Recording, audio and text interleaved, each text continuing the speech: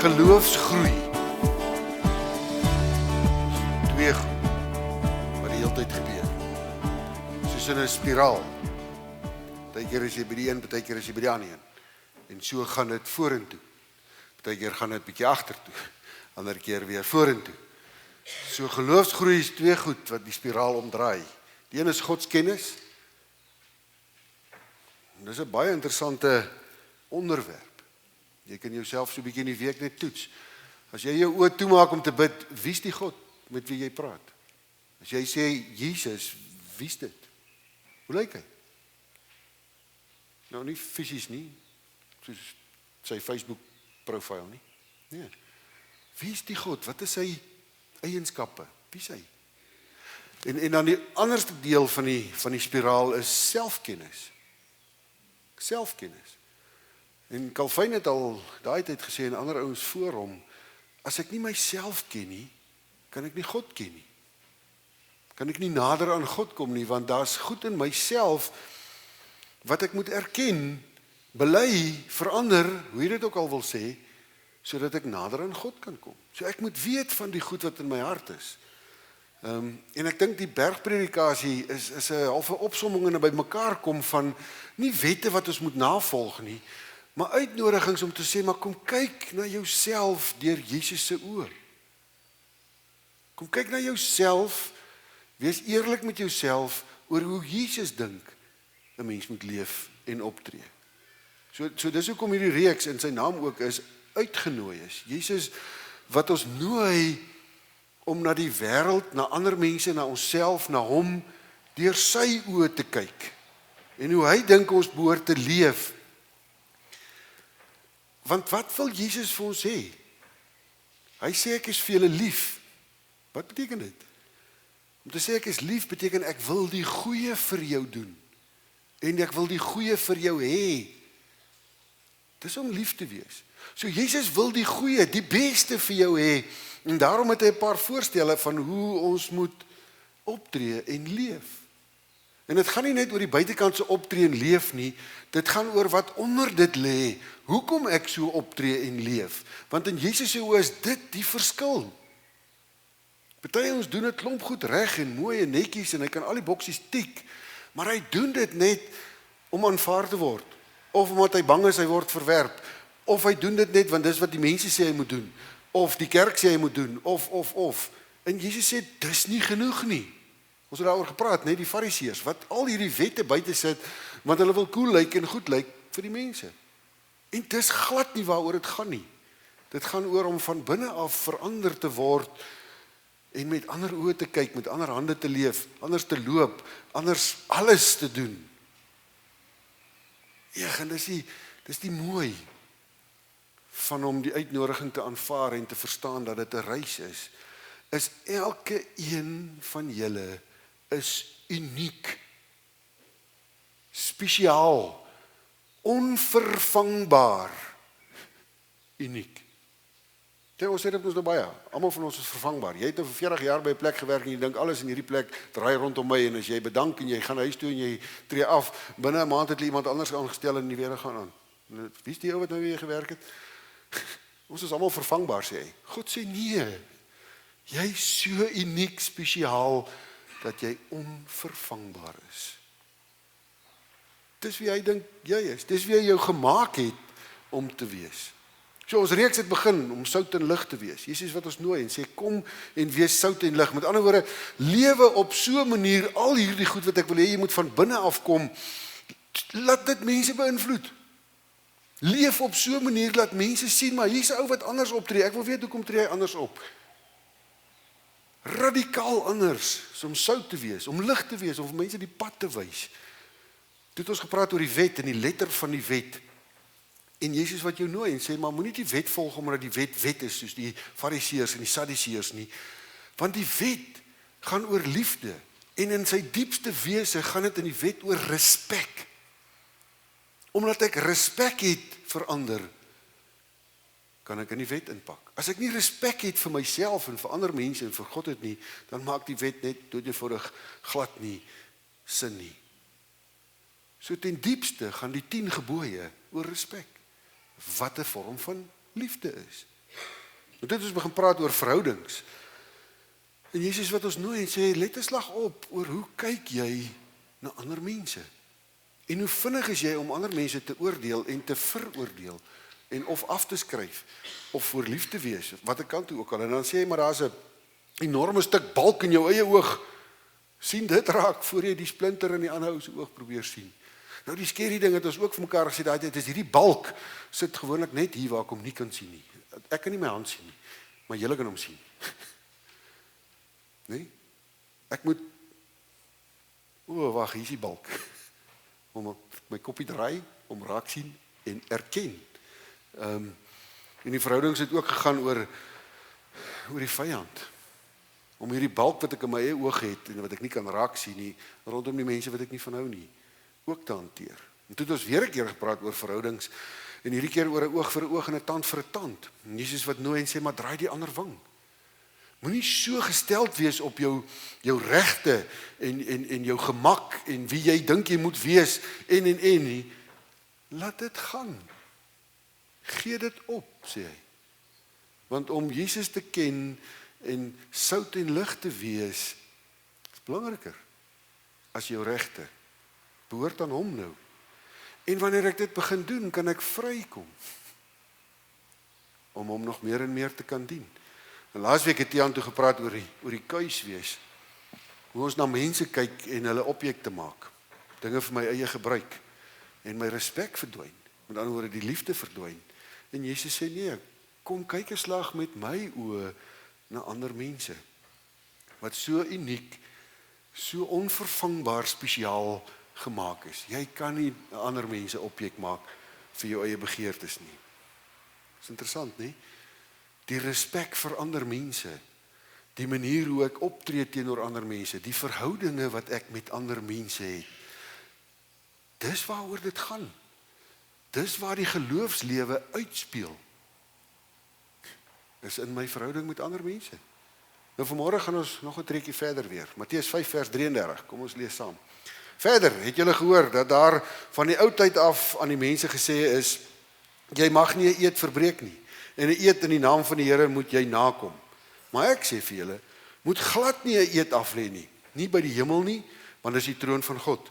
Nie by die aarde nie, want dis die rusplek van sy voete. Nie by Jerusalem nie, want dis die stad van die groot koning. Jy moet ook nie jou kop op die spel plaas as jy 'n eed aflê nie. Want jy kan nie een haar wit of swart maak nie. Laat hulle ja eenvoudig ja wees en julle nee nee. Wat meer gesê word as dit kom van die bose. Jesus begin weer eens soos in ander plekke, baie ander plekke in die bergpredikasie oor dit wat die Jode reeds weet. Dit wat die rabbies vir hulle geleer het. Julle het gehoor wat die rabbies hulle geleer het. Nou interessant, die rabbies het geleer dat die totale wêreld en die samelewing staan by 4 goed. Staan of breek op 4 goed. Geregtigheid, waarheid en vrede. Ekskuus, ek sê 4, 3. Ek kan nie tel nie man. Geregtigheid, waarheid en vrede. As daai goed weg is uit 'n samelewing uit, dan val die hele samelewing om mekaar. 4 persone, sê hulle, as jy so 'n persoon is, dan leef jy buite God se teenwoordigheid. Dis so hulle groot. Iemand wat spot dryf die hele tyd met iemand anders, 'n leuenaar, 'n skynheilige en iemand wat laster. Die Here het gesê as jy so optree en so tipe mens is, leef jy buite God se teenwoordigheid. Interessant, die Here het ook gesê as jy gesê het ek gaan iets doen en jy doen dit op die einde nie, met ander woorde jy gaan terug op jou woord, dan is dit vir hulle gelyk staan aan afgoderry. Jy kan maar net sowel afgode gaan kry as jy nie dit wat jy gesê het doen nie. Met ander woorde hou by jou woord nie. So belangrik was dit vir hulle. En daarom het die mense al hoe meer 'n eed begin aflê om te bevestig ek sal hierdie doen. En dis waaroor Jesus hier praat, om 'n eed af te lê in die naam van God of nie in die naam van God nie. En dit kom uit Eksodus uit, Eksodus 20 vers 7.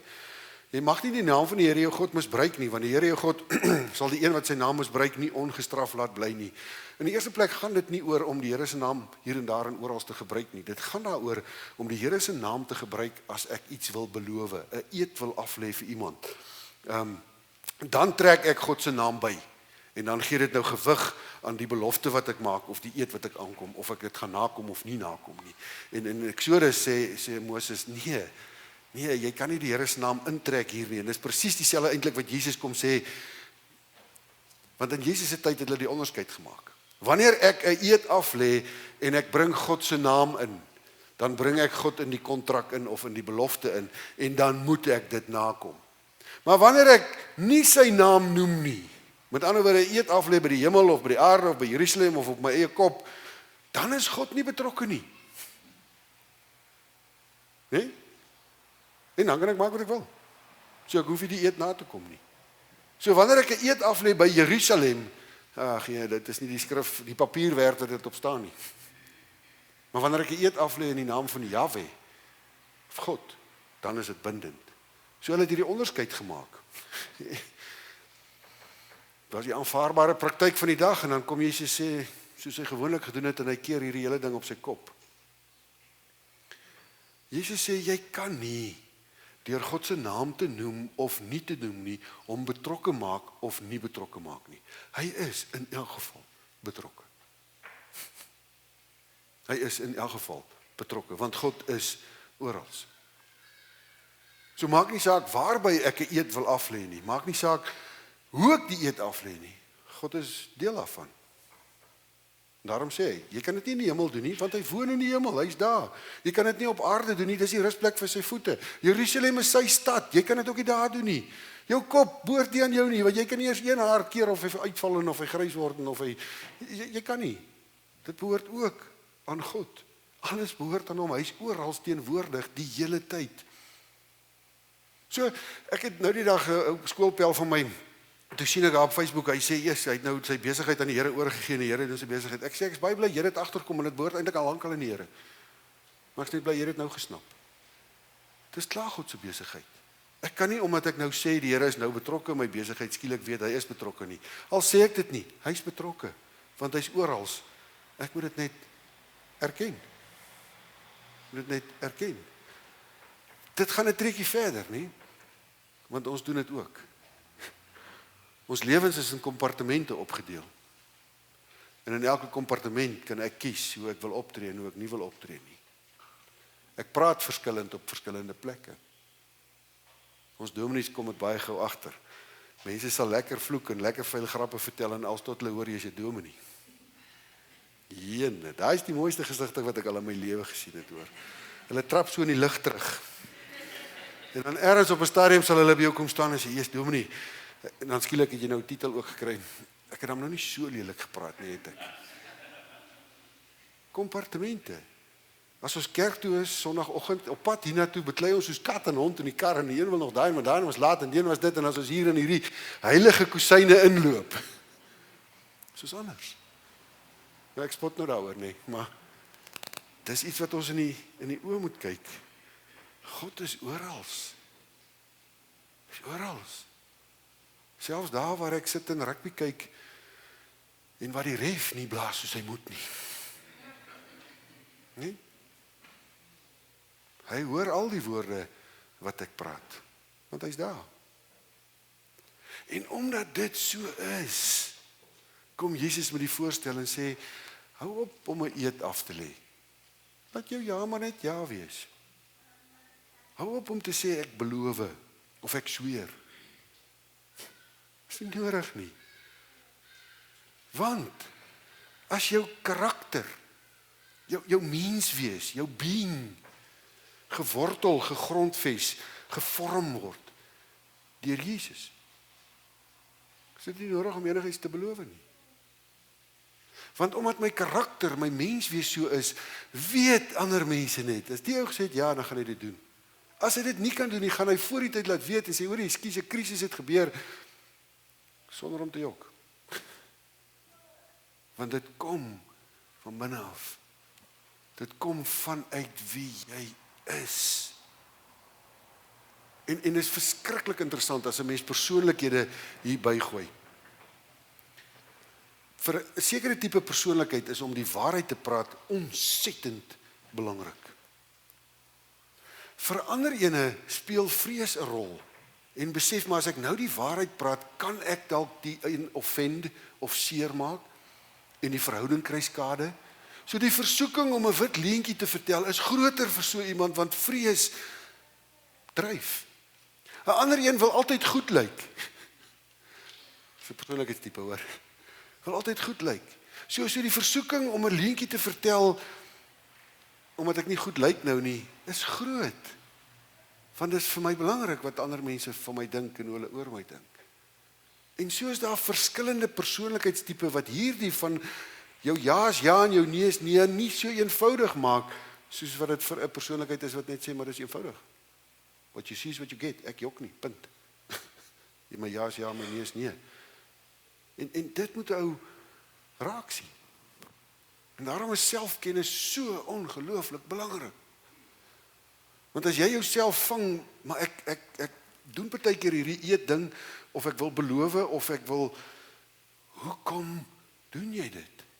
Nie om hard op jouself te wees en jouself te beklei daarna nie, maar om jouself te verstaan. Kom is dit in my 'n issue om belangrik te lyk vir mense, of om goed te lyk, of om altyd die ding te wen, en as ek dit kan snap, is dit makliker om Jesus se uitnodiging te aanvaar oor die aflê van 'n eet, of te beloof, of te wat ook al. Dan is dit makliker om net te sê, ja, en ek weet, ek so bang as ek nou sê ja, dan is die hele verhouding sy kasse, maar ek sê dit nog steeds, want my karakter, my menswees word gevorm deur wie hy is, deur Jesus. Bring ons by die volgende teks, Matteus 7. Pas op vir die valse profete. Hulle kom na jou toe in skaapsklere, maar in werklikheid is hulle verskeurende wolwe. Aan hulle vrugte sal julle hulle ken. Kry 'n mens dan druiwe aan doringstruike of vye aan distels? Elke goeie boom dra tog goeie vrugte, maar 'n slegte boom dra slegte vrugte. 'n Goeie boom kan tog nie slegte vrugte dra nie, en 'n slegte boom nie goeie vrugte nie. Elke boom wat nie goeie vrugte dra nie, word uitgekap en in die vuur gegooi. En so sal die valse profete dan aan hulle vrugte geken word. Letterlik, sê Jesus, trek die wolf vir hom 'n skaappakkie aan. En hy loop tussen die wolwe. Tussen die wolwe, tussen die skaapies. En as hy skaapie net lyk of hy aan die slaap raak, dan vreet hy hom op. Want dit gaan vir hom net oor sy eie maag en wat hy wil doen. En dit moet ou raak sien. Dat die wolf is die een wat rondloop en net homself wil bevoordeel. Of sy rykdom, of sy aansien, of sy plek en posisie, of sy mag wat hy het, of watter rede daar ook al, want daar is 'n klomp redes. Maar die wolf wat die skaapklere aan het, vir hom of vir haar gaan dit, dankie, vir hom of vir haar gaan dit alleen oor myself. Oor myself. Ek moet bo uitkom, ek moet dit, ek moet dat. Dan is jy mos vals. Want ek het hierdie skyn na buitekant toe, maar eintlik hier binne gaan dit net oor myself. Wil ek ander net misbruik vir myself. En nou moet ek hulle oortuig dat ek eintlik 'n goeie ou is. Nou beloof ek, en nou lê ek 'n eed af, en nou sweer ek, en nou, want ek moet hulle oortuig dat hulle nie die valsheid raak sien nie. Dis die probleem met die skaap. Die wolf wat die skaapklere aan het. En Jesus sê dit so eenvoudig soos dit. Kyk na 'n boom. Julle weet almal hoe lyk 'n perskeboom se bas en sy blare. En jy gaan nogal verbaas wees as jy by daai perskeboom verbyloop en hier's appelkose aan, nie. Dit werk nie so nie, dis eenvoudige somme. Dit werk nie so nie. Jy kan nie hierdie tipe boom wees en daai tipe vrugte dra nie. Dis onmoontlik. So jy kan nie hierdie tipe mens wees en daai tipe vrugte dra nie. Is onmoontlik. Nou voor julle nou weer oordelend is oor julleself en julleself afskryf en sien net raak dat alles in jou lewe tot nou toe het jou op 'n manier gevorm om te wees wie jy is. Jou groot word, jou ma en pa, jou boetie sissies, die straat waarin jy gebly het, die dorp waarin jy gebly het, alles het gevorm aan jou sodat jy op hierdie stadium is wat jy is. En om daai vorming te kan raak sien, is nou so nie. Wanneer jy dit begin raak sien en die verkeerde dele karakter begin raak sien, kan ek iets daaraan doen. Maar ek moet dit eers raak sien en herken. Dan kan ek kies om iets anders te doen. Want jy sou nie vanoggend hier gesit het op so mooi someroggend, as die Here nie jou lewe aangeraak het nie. As jy nie ergens gekies het en sê, maar ek wil sy kind wees. Ek wil hierdie lewe van oorvloed wat hy wil gee, wil ek volledig en voluit leef. As jy nie gewees het nie. En daarmee sê ek nie, die wat nie is nie, het anders gekies nie. Asseblief, moet nou nie woorde in my mond lê nie. Vat die volle pakket. Dis waarvoor Jesus jou nooi. Ek het jou by die naam geroep, sê hy in Johannes, ek het jou aangestel om vrug te dra. Vrug te dra. Met ander woorde, die manier hoe jy is na ander mense toe, wys jy's my kind. En dis die vrug. Die vrug van die Gees, wat 'n mens kry. In Galasiërs, vriendelik, geduld, liefde, goedhartigheid, nederigheid, selfbeheersing. Alles goeie goed wat ek na ander mense toe wil aangee. En ek wil dit aangee, want Jesus het my begin anders vorm. Toe begin toelaat om my anders te vorm van binne af. En hoe nader ek in my verhouding met hom kom, hoe meer raak ek bewus van hierdie goed wat nog nie reg is na ander mense toe nie. Na hierdie vrug van die Gees wat ek nog sukkel om te doen. Hoe nader ek aan God kom, hoe meer raak ek bewus van dit en hoe meer wil 'n mens inoefen om dit anders te kry. Want ek wil hom loof en prys met my wese. Hoor julle hoe dit in mekaar inskakel? En dis nie rocket science nie, dis 'n eenvoudige volg my en ek sal jou leer. Hy is die een wat ons gedagtes nuut maak, né? Romeine 12 sê dit. Laat jou gedagtes nuut gemaak word. Hy is die een wat ons 'n nuwe hart gee en hy het reeds. Ek moet dit net begin ontdek en begin inoefen om daarvolgens te leef. En dis die heerlike uitnodiging. Ook in die bergrede is nie 'n stel reëls nie.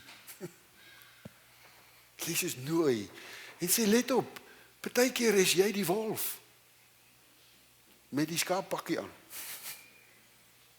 Let op, partykeer doen jy goed uit 'n suiwere selfsugtige rede net vir jouself en ander kry seer. Wees bewus daarvan. En die oomblik as jy bewus is daarvan, kom daar 'n spontane ding. Ek moet gaan sê ek's jammer. Kom daar 'n spontane tweede ding. Ek wil nie weer so wees nie. Want dis hoe God jou omvorm. En dan begin 'n ou oefen. En dan begin jou ja's en jou nee. Sonder om enige belofte of belowe of eed af te lê by sy naam of by sonder sy naam. Want daar's 'n ander ballgame aan die gang. God wat my nuut maak. En hoe meer ek word, die een wat God wil hê, hoe meer is ek sout en lig. Hoe meer sien mense vir hom en nie vir my nie. So is die uitnodiging. Gaan kyk 'n bietjie hoekom jy mense wil oortuig dat jy 'n goeie mens is. Wat lê onder dit? Sien dit raak, want dit is selfkennis. En begin daarin werk. Gee dit vir die Here, dat hy dit verander. Vra genade om te skuif. Hy wil vir jou die goeie. Hy sal jou help. Kom, sê Jesus, volg my. Amen.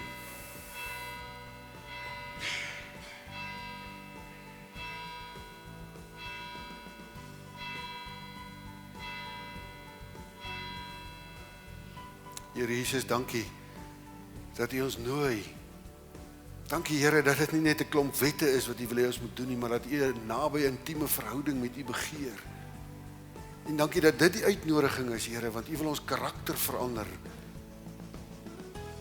Here, kom en help ons om bewus te wees van die dele wat nog nie verander is nie. Van die dele wat U in ons lewens en ons harte wil verander. En help ons om die uitnodiging en die aanmoediging uit die mond uit te kan hoor en sê, kom aan, jy kan, ek nooi jou, jy kan. Begin dit oefen. Ek dink jy kan. Dankie Here dat ons as gemeente ook 'n lese kan hê wat sê ons leef met oop arms na U toe om U te loof en prys, na mekaar toe om mekaar te dra en aan te moedig en na buite toe om sout en lig te wees. Dankie Here dat U ons nooi daarvoor. Dankie U ons die geleentheid gee daarvoor. Dat U ons aanmoedig. Dankie Here Jesus dat U vir ons lief is. Ek bid dit in Jesus se naam. Amen.